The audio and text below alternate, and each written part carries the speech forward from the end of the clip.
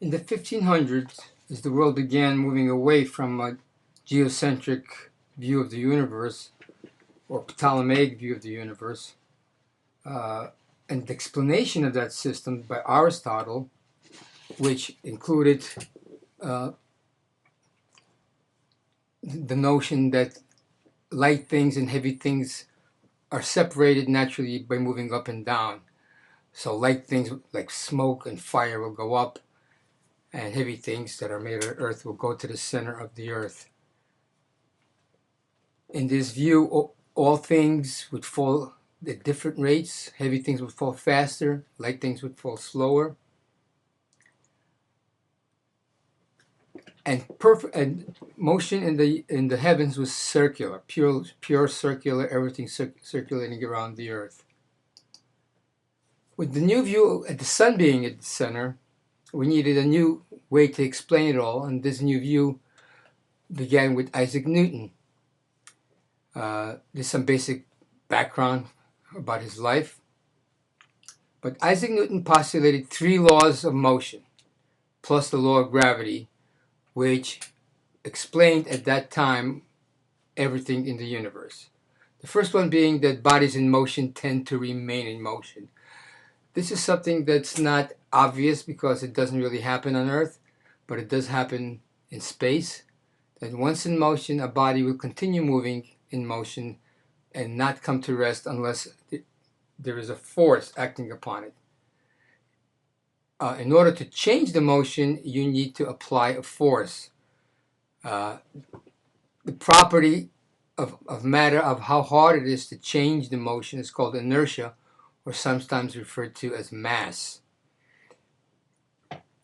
In Aristotle's view of the universe, the acceleration of an object, the rate at which its motion changed, was directly proportional to the force applied to it and inversely proportional to the inertia or the mass of the object. So this is what basically Newton said. If I apply a force to a particular mass, the object will accelerate. It will change its motion. If I apply twice as much force, well, it'll accelerate twice as much. If I apply 3 times as much force, it'll accelerate 3 times as much. We can state this, that acceleration is proportional to the force.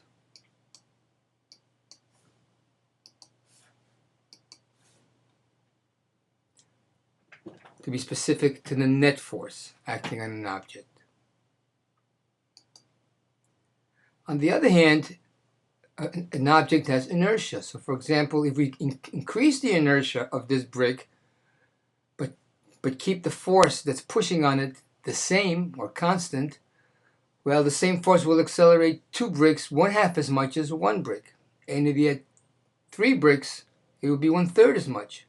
So you notice as the inertia gets bigger, 1 brick, 2 brick, 3 bricks, the acceleration gets smaller, 1/2, 1/3, etc. So if one quantity gets bigger, when the other quantity gets smaller, we say they are inversely proportional. So the acceleration is inversely proportional to the mass. We already saw it's directly proportional to the force. So if we put those things together, acceleration is equal to force divided by mass, which is the equation we saw before, F equals ma. The force is measured in units called newtons.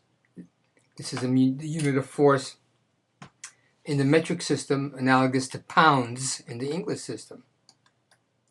Mass is measured in units called grams or kilograms. So kilogram or a gram is a measure of mass. And Newton's law can now be stated in this format, that the net force acting on an object equals mass times acceleration, or F equals ma, with the net force being measured in newtons, the mass in kilograms, and the acceleration in units called meters per second squared. And essentially what this means is a newton is that amount of force which, when applied to a 1 kilogram mass, will accelerate it at a rate of 1 meter per second every second.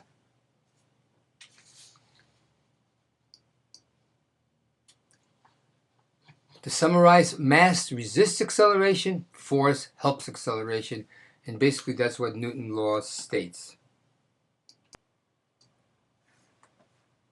The story goes that Newton came upon his law of gravity when he was laying under a tree and an apple hit him on the head, and he was thinking about what happened, and he assumed that that apple was attracted to the earth by a force that he called gravity. And this force must in fact extend beyond the apple into space, even as far as the moon and beyond. And the reason he actually thought that people actually knew that this force existed because they knew the earth was round, and they knew the people on the other side of the earth did not fall off the earth, so they assumed that everywhere people are attracted to the center of the earth by this force called gravity. And this law now is called the law of universal gravitation, which in words states that everything pulls on everything else. Anything made out of mass, anything that has inertia, attracts everything else.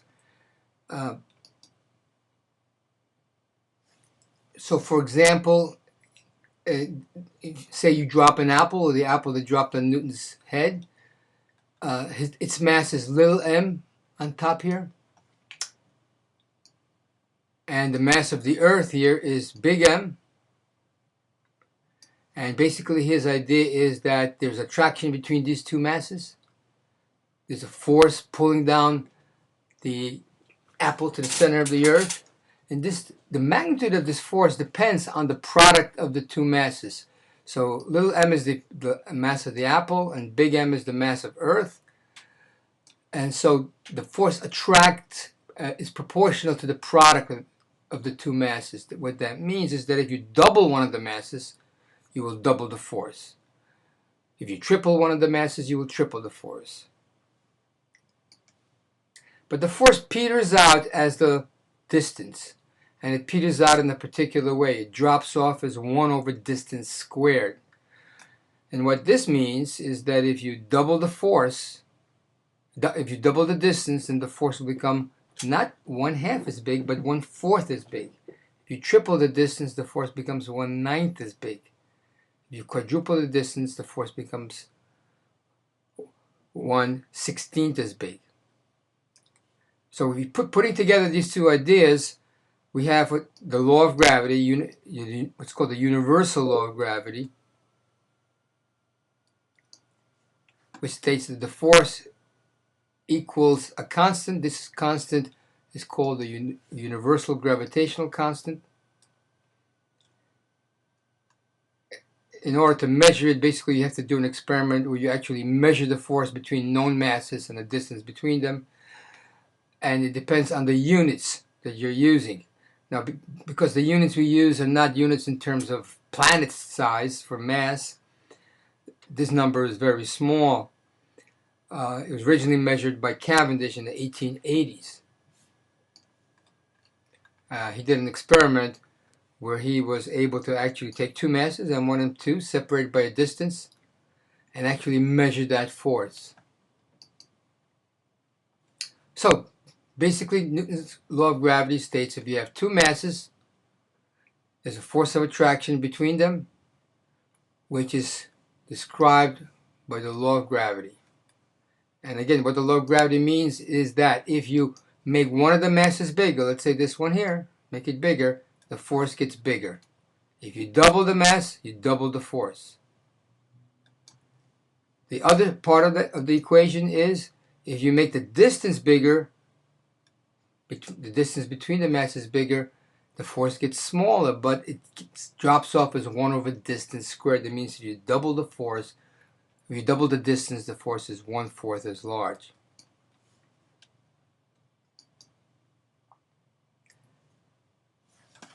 And we can see how this works by imagining a photographic plate a certain distance from a light source. If we look at the distance that the photographic plate is away, right here, we can see that at this distance, let's say r, all the light that comes from along this line falls on the photographic plate. Now what happens if you double the distance? If you double the distance, say you go over here, what happens? Well, you would think that this plate is now replaced by 2 plates, but that's not correct. It's replaced by 4 plates. So that light which fell on this one plate is now dispersed among 4 plates. In other words, this distance is another distance r away, than it was. If we go one more distance of r away, we can see that 16 plates would actually fit in this area. So each plate gets 1/16 of the action. Here each plate gets 1/4 of the action, and here each plate gets the full action. This is called the inverse square law. We can see a picture of it here.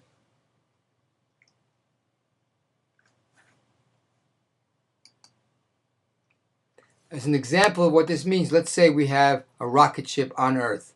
There's a force of attraction between them. Now, as I pull the rocket ship back, the force gets weaker. But watch how it gets weaker. This is what's called inverse square law. It gets weaker very rapidly until you get further away, when then it gets weaker kind of slow. If we actually draw the curve, we see it looks like this. This is a 1 over r squared curve. You see, as this variable, distance, gets bigger,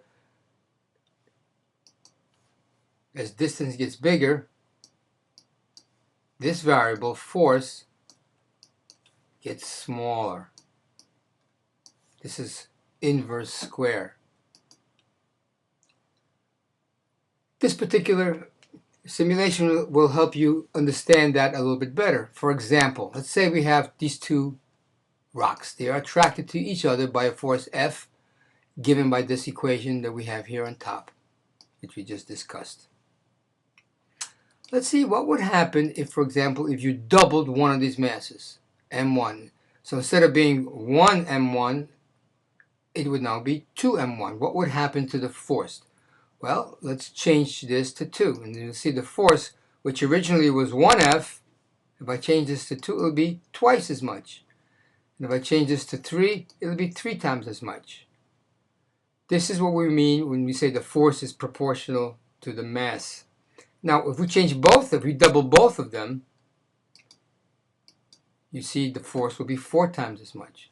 If we just double one of them, but keep the other one, have the other one 3 times as big, we'll see the force will be 6 times as much. Let's see what happens as you change the distance. So let's reset the masses to 1, and let's double the distance. If you double the distance, watch what happens to the force. It becomes 1/4. 1 times 1 divided by 2 squared, which is 4. If we triple the distance, the force is 1/9. If we do 2 things at the same time, let's see, we double the distance and we double the mass of one of them. You can see that this is 2 divided by 4, which is 1/2. And supposing we triple the distance and triple the mass and triple the distance, this becomes 3 divided by 3 squared, which is 9. 3/9 is 1/3. The force will be 1/3 as much.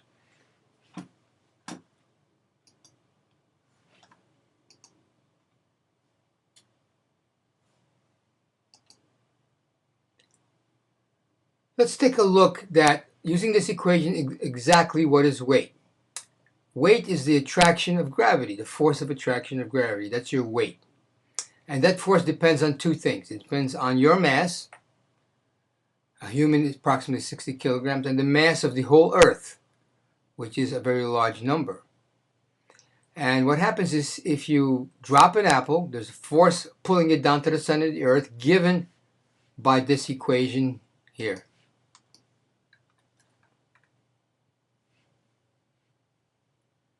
And Newton's second law says that that force is equal to the mass of this apple times its acceleration. The acceleration due to gravity is something we call g.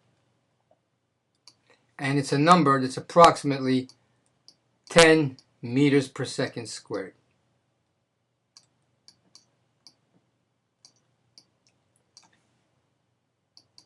So in this equation, if we replace F here with this,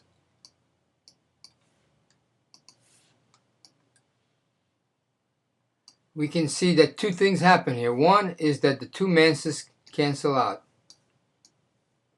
So g, which is the acceleration due to gravity, is given by this equation. And what that means is that g depends on the mass of the planet and the size of the planet. And what that means again is that if you go to another planet, things will fall at a different rate. For example, if you go to the moon has a different mass and a different size. It turns out that the acceleration on the moon, if you drop something, will not be 10 anymore, but it will be 1/6 of what it is on Earth. 1/6, because the mass of the moon divided by the radius squared of the moon happens to come out to be 1/6 that of Earth. So if you go to a different planet, you will weigh different. On Earth, for example, say if you weigh 100 pounds, if you go to Jupiter, you'll weigh 254 pounds. If you go to the moon, as I mentioned before, you weigh 1/6 of that, which would be 17 pounds. If you go to Mars, you'll weigh 38 pounds. Now Jupiter is much more massive than the Earth, and you say, since it's much more massive than the Earth, why do you not weigh very much more than that? Well, because Jupiter also is much larger than the Earth, and the larger it is, the weaker the pull of gravity. So you have to remember there are two things that determine how much you would weigh: the mass of the planet and also the size of the planet. More mass, more weight, but more size, less weight. So we cannot try to answer actually the question of why does everything fall at the same rate? Why do falling objects fall at the same rate, the rate that we call g? Why do they accelerate at that rate as they fall?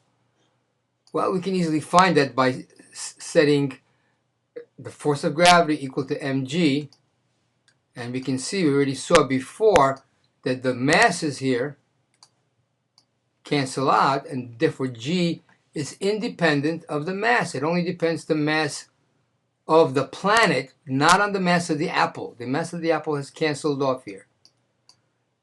So g just depends on the mass of the planet. So if you go to any planet, this is how fast things will accelerate on that planet.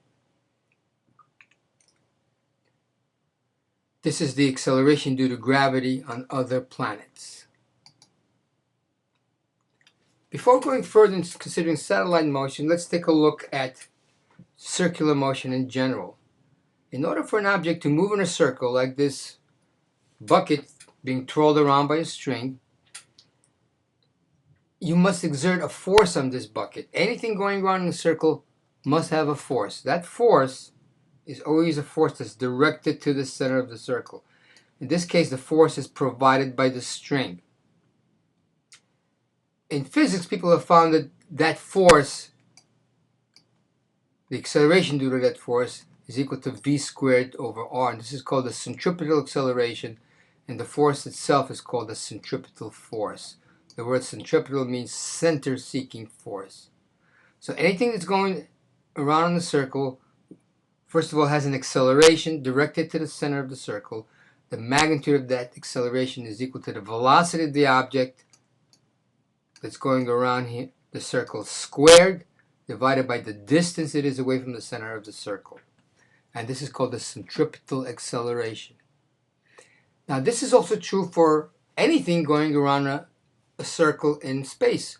For example, any planet going around a circle around a star, in this case, let's say it's the sun, any planet going around the sun will have a velocity, and therefore it will have an acceleration. Now, it goes around in a circle because there is a force between the sun and the planet. And this force, which we have called the centripetal force, is the force that we have encountered, the force of gravity, which is the gravitational constant times the mass of one of the bodies, the sun, times the mass of the other body, the mass of the planet, divided by the distance between the planet and the sun squared. So we can apply this to the force of a gravity of a planet going around the sun. It's the force between them. And this force is in fact the centripetal acceleration force. So if we look at that equation, that force, this body is going around in a circle around a planet. Again, this applies to anything going around a planet, like the moon going around a planet, or a planet going around the sun, or a satellite going around the Earth. There's a force between them, which is in fact the centripetal force. So what I'm going to do is I'm going to replace this using F equals ma, replace A with what A actually is. It's V squared divided by R. And the first thing we see again is that the masses cancel out. If we take this big equation and now solve it for m, this will give us the mass of the planet. This is how you find the mass of a planet or the mass of the sun. All you got to know is the distance between the planet and the sun and the velocity of the planet going around. Because if we solve this equation for big M here, we get V squared R divided by G.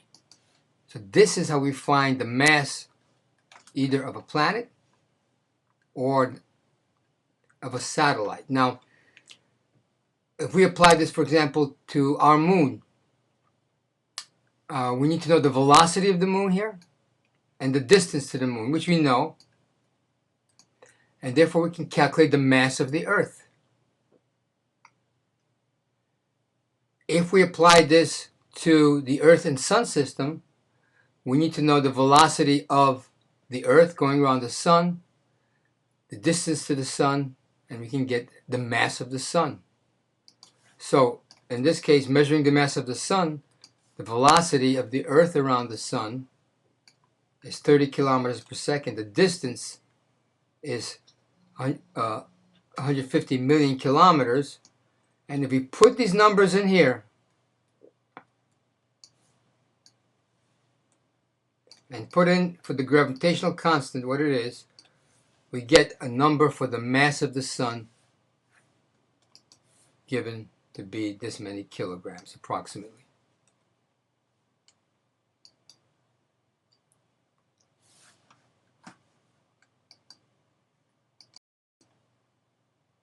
Let's take a look at planetary data for all of our planets in the solar system, including Pluto here, which is not a planet anymore. For each planet, we're going to look at how long it takes the planet to go around the sun, or the year on that planet, and how far it is away from the sun in terms of astronomical units. Don't forget, an astronomical unit is the distance the Earth is away from the sun. So the Earth, of course, is 1 year. It takes 1 year to go around, and there's 1 astronomical unit from the sun. So for each planet, its year and its distance is given in terms of the Earth's year and the Earth's distance. So in Mercury, it's about 1/4 of a year, and it's about 1/3 the distance. And we saw that Mars, for example, goes almost 2 years. It takes almost 2 years for it to go around, and it's about 1.5 times as far away from the sun as the Earth is. And going on to what is now the last planet, it takes 165 years for Pluto, for Neptune to go around, and it's 30 astronomical units away from the sun. In other words, 30 times as far.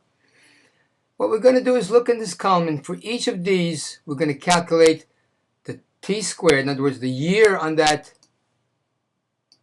t,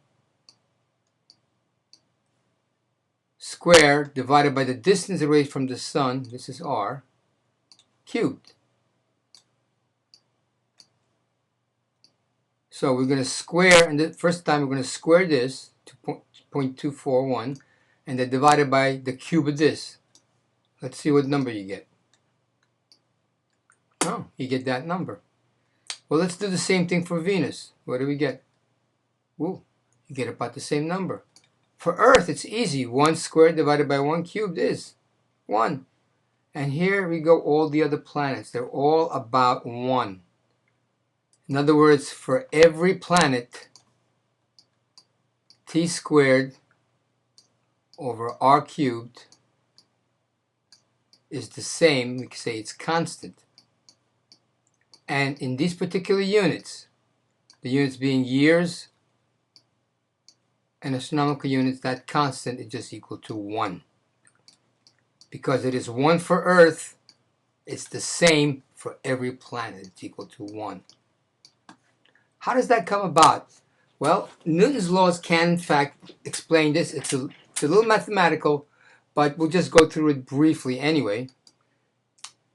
We start off with Newton's law of gravity and set it equal to the centripetal force. The gravitational force is, in fact, the centripetal force. So here we have a planet going around the sun. The force of attraction between them is given by the law of gravity. And we also saw before that this equals to ma, and a is v squared divided by r, where r is the distance to the planet. Now, in this equation right here, we're going to replace velocity.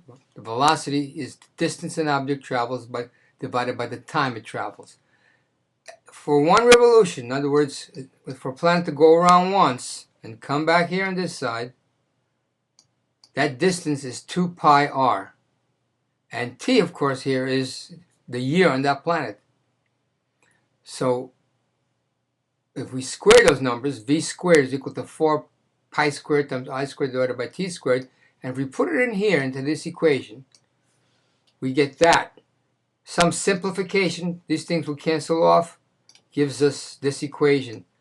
And we can see that for every planet, no matter what t is, what r is, on the right side it's always equal to 4 pi squared divided by g times the mass of the sun. So every planet will have the same right side of this equation. And if you use time in years and distance in astronomical units, this is 1.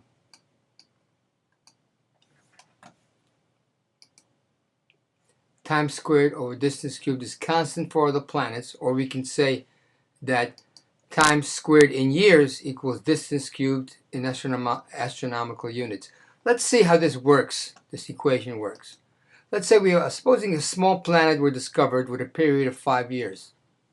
What would be the mean distance of this planet from the sun? How far is it from the sun?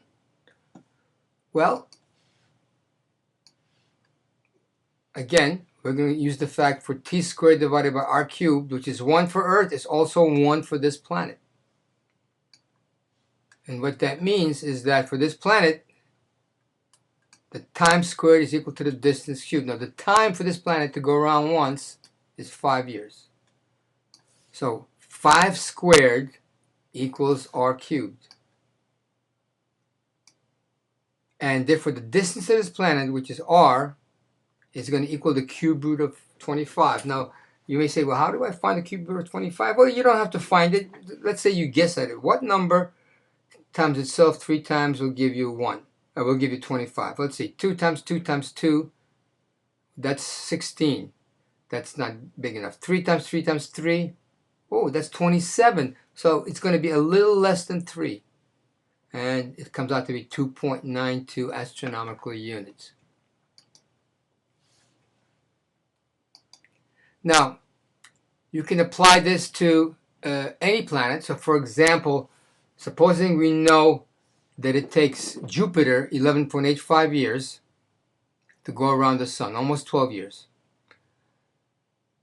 And we know, of course, it takes the Earth 1 year and the Earth takes 1 astronomical units. We can use this relationship to find out how far away is Jupiter.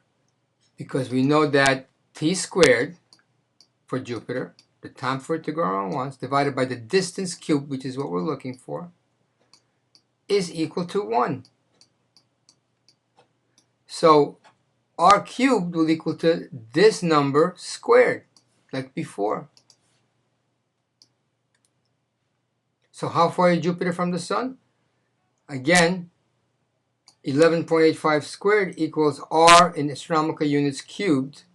So what number cubed will give you 140.4 squared? Well, it'd be the cube root of 140.4, 5.2 astronomical units. 5.2 astronomical units.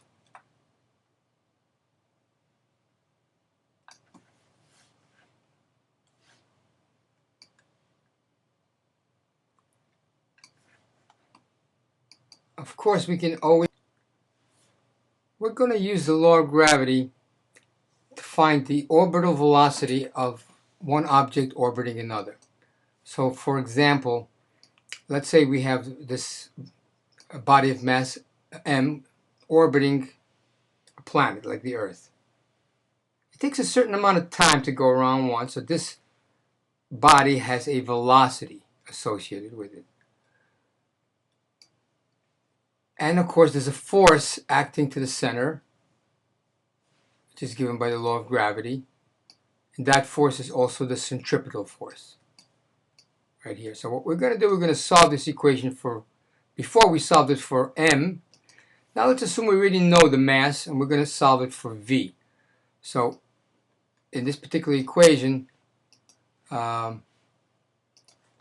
mass is canceled here, and we have gm over r squared is equal to v squared over r. And if we solve this for v, we get that v, which is the velocity of something that's orbiting the other, is given by this equation. In other words, it depends on the mass of the thing you're orbiting divided by the distance that you are from the planet, which in most cases, if you're near the surface, is also, let's say, approximately the radius of that planet.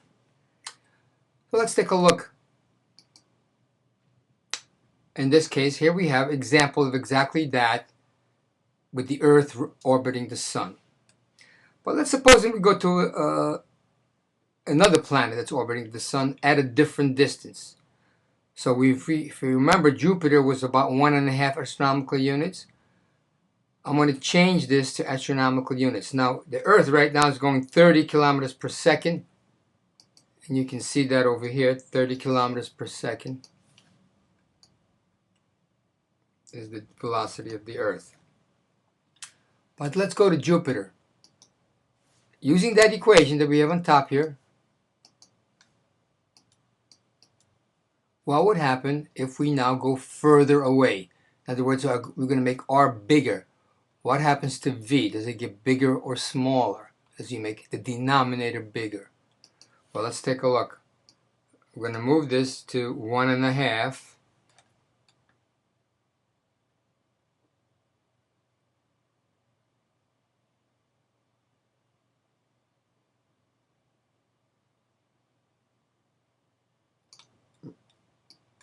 Oops, too far.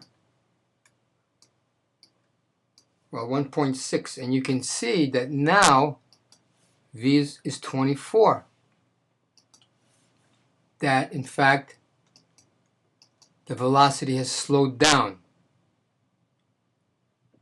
That's 25. We get it back on 1.52 here. And that is because r is now different. So you can see that as you get further away from the Sun, the velocity of the planets is less and less. You can also show here the vectors which tell you what the direction of the velocity.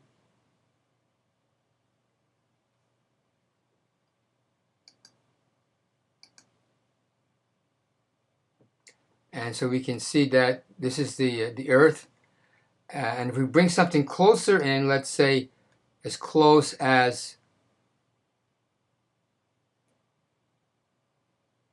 this is the Earth, I'm sorry, that was Mars, as close as Venus, we can see that it's going even faster than Earth. It's going 35 kilometers per second. And if we go even more in, oops, wrong one, I'm changing here. Keep this at 1 solar mass. If we go in as close as Mercury,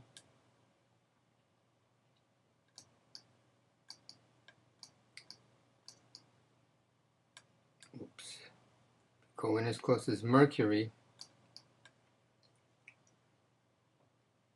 that the speed of the planet is even faster. On top here you will see a graph that tells you what happens to the speed as you get further and further away. You can see that it goes down like this. This is going to be important later in the course. This will come up later. But right now we're just going to look at that in terms of the planets. Here we go. Each planet, as you can see in this picture here, as you get further away from the planet, their orbital velocity gets less, less, and less. And that is because of this equation here. As r gets bigger, that's the denominator, v gets smaller.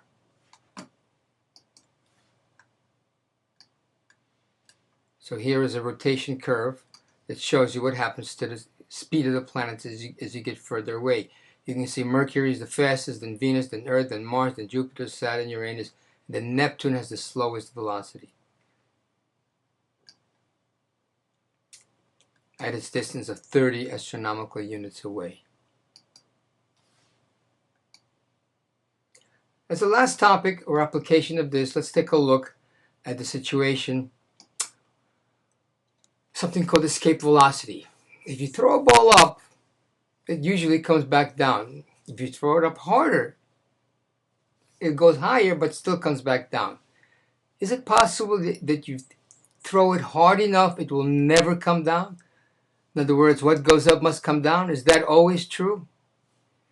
Well, it turns out that's not always true, that there is a possibility that if you throw something up, instead of coming back down again, if you throw it hard enough, it'll come up and actually escape the gravitational pull of the Earth. And there is something called the escape velocity. And this velocity will depend on a couple of things. We'll go through it very briefly here just to get the equation, but it depends on the total energy of the system. If you put the total energy of a ball, the total energy it has right on top of the Earth, and the total energy it has when it's far away, what you get is, solve that for v, you get something called the escape velocity.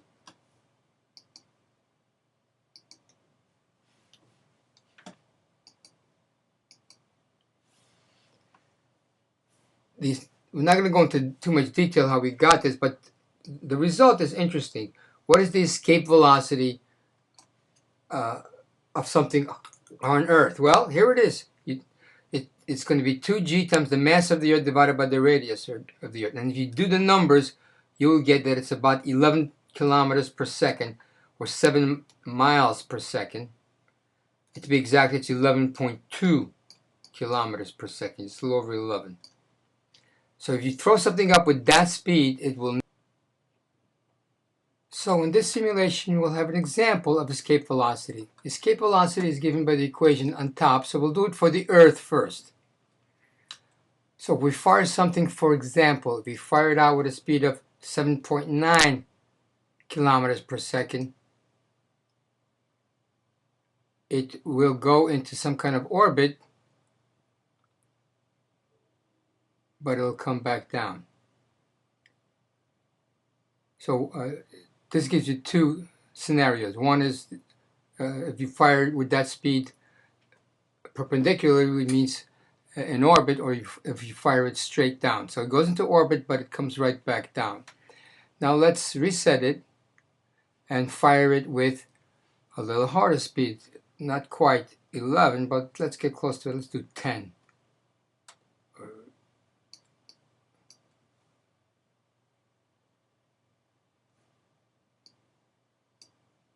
10 kilometers per second. If we fire it out now, you notice it goes up. The orbital velocity, if we fire it out orbital velocity, it goes in an ellipse. It goes in orbit, but not in a circle, but in an ellipse. But it comes back down as the elliptical motion returns to its starting line. It'll come back down.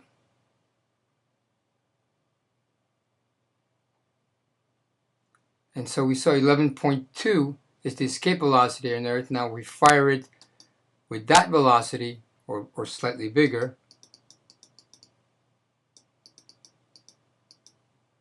Well, let's fire it with that velocity. We see that it doesn't come back.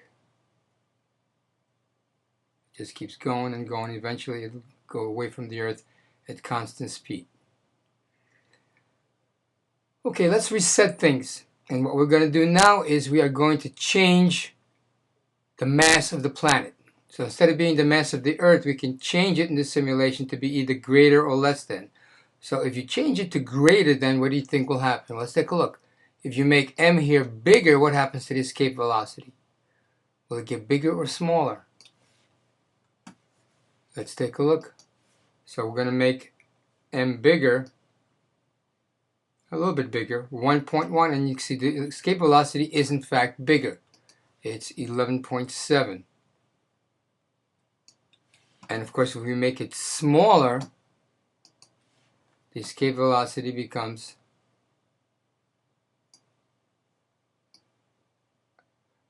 make it smaller over here. Let's say the mass of the planet is about half the mass of the Earth.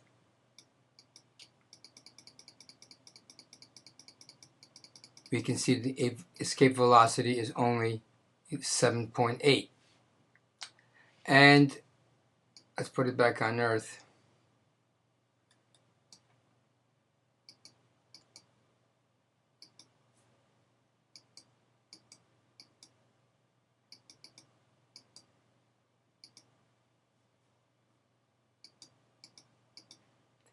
And if we make the radius bigger or smaller, let's take a look what happens in this equation if we change the radius. So if we make the radius over here bigger, what happens to the escape velocity? Let's take a look. Make the radius bigger. Escape velocity, which used to be 11.2 right here, when you erase that, now becomes smaller. If you make the radius bigger, it becomes smaller. So make r in this equation bigger, the escape velocity becomes smaller. Let's set it back one more time to the escape velocity of to the size of Earth.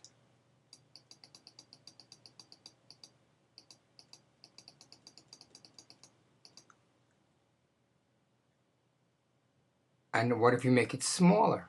If you make it smaller, you can see the escape velocity gets bigger. Over here, you can see the escape velocity gets bigger.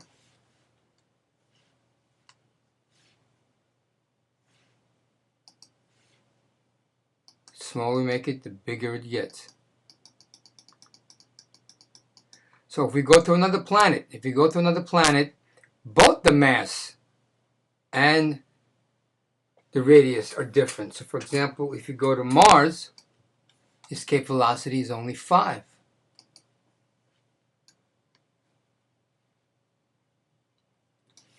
If you go to Venus,